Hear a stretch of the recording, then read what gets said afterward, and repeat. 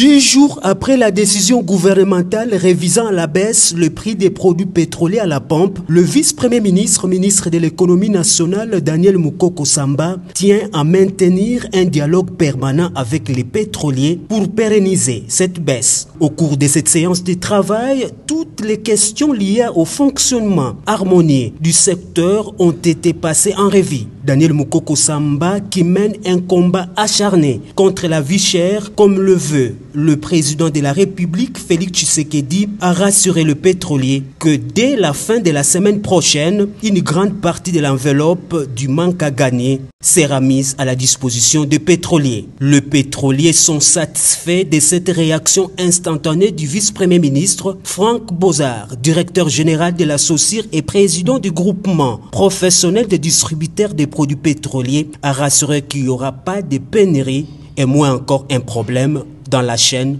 de distribution. Cette rencontre a permis de nous éclairer et de nous rassurer pour que nous puissions continuer à travailler main dans la main, comme nous l'avons toujours fait, en vue de l'approvisionnement régulier du pays. Et il n'y aura pas de problème de pénurie, comme d'aucuns ont voulu le dire. Qu'est-ce qui explique les longues files constatées dans les stations-service juste après la baisse du prix du carburant? Le directeur général de Total RDC, Baba Diallo, explique.